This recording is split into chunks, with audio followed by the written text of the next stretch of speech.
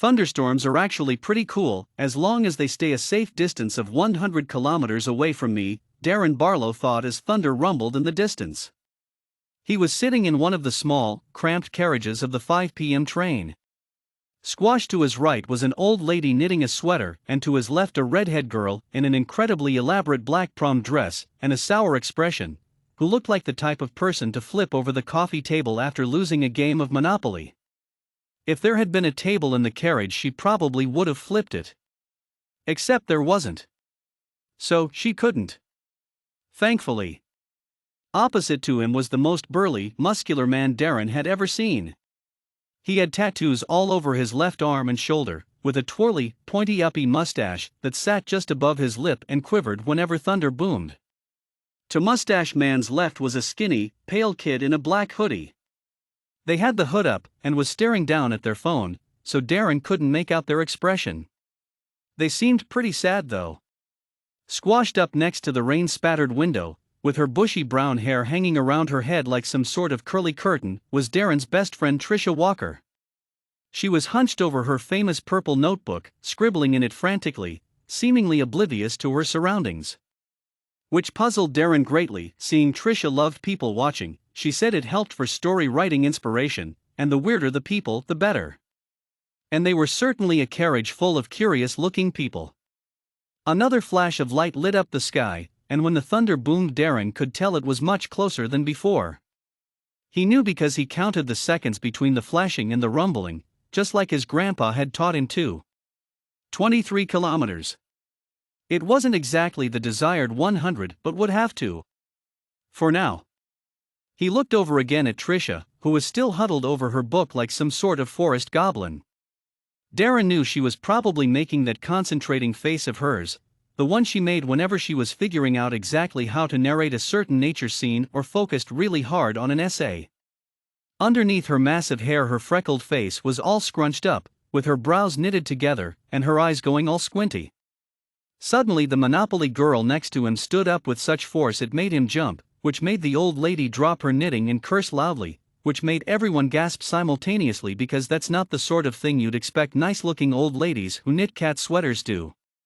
Even sad phone kid was surprised by this unexpected occurrence. They eyed Monopoly girl carefully, almost as if challenging her, or judging her silently for interrupting their avid TikTok scrolling. Not that Monopoly girl noticed. She was too busy picking up her dress and stomping through the carriage, not even bothering to look out for toes. There was a high-pitched yelp when her obsidian heel contacted the muscled man's big toe, but she ignored it and continued stomping until she reached the door, which she yanked open furiously and proceeded to stomp through into the aisle. There was a collective sigh of relief when the last of Stomper Girl, Darren had decided this was a more appropriate nickname, disappeared around the corner. Even the muscled man seemed to relax. Rumble, rumble, rumble came the thunder, louder than ever this time. Darren's stomach churned as he realized the gap was smaller. Again. Why were they even on this train in the first place? What did Tricia have in mind?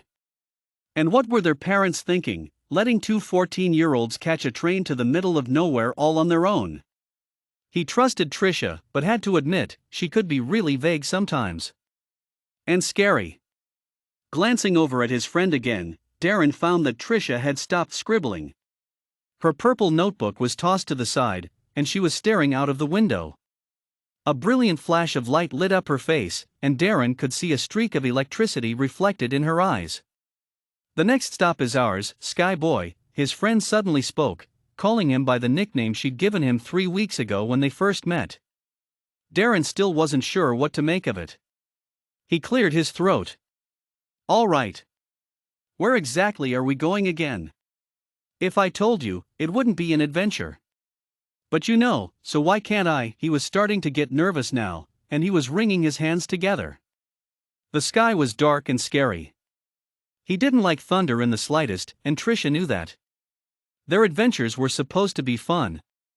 This one wasn't fun. This one wasn't fun at all. Thunder struck again, and rain slammed against the windows. The ticket lady poked her head through the door. "All passengers leaving the train at Bloomsbury Station, please take note that now is your chance. Some shuffling, and Trisha and Darren stood up, swinging their backpacks over their shoulders. Unlike Stomper Girl, they carefully made their way to the corridor. Trisha, please just tell me. No. Trisha, please. You know I don't like storms. Why'd you bring me here? Why are we here? Why can't we just go home? Because I said so, that's why. That's not. Just shut up. They were off the train now, rain pouring down harder every second, lightning lighting everything up in brilliant flashes. Just shut up, and let me think, Darren. Trisha's voice was quivering, and she seemed close to tears. Darren was shocked. He'd never seen her cry before, and he wasn't sure what to do. No, Trisha, it's my fault, I'm sorry, I should. Thunder shook the sky and the earth, and it felt like everything was going to come tumbling down onto them.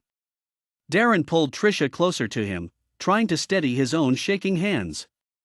His blonde hair was sopping wet, and tears were streaming down his face. It took him a while to notice Trisha was sobbing as well. After what seemed like an eternity of sobbing and lightning and thunder and rain and more crying, the sky begun to clear, and Darren could see they weren't actually in the middle of nowhere. They were on top of a big, wet grassy hill, looking out over rolling meadows and a twisting river. The railroad tracks went on as far as the eye could see, and the eye could see extremely far from their position. The sky was purple and obsidian, the sunset long since past. It was breathtaking.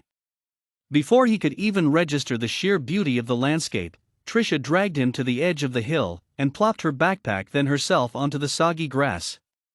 At first Darren hesitated, but then he gave in. They were already soaked to the bone, a little wet bottom was nothing. Bottles of water were pulled out of bags, and sandwiches were exchanged. Jokes were told and puns were made.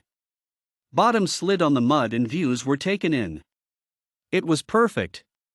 Absolutely nothing could ruin this beautiful moment.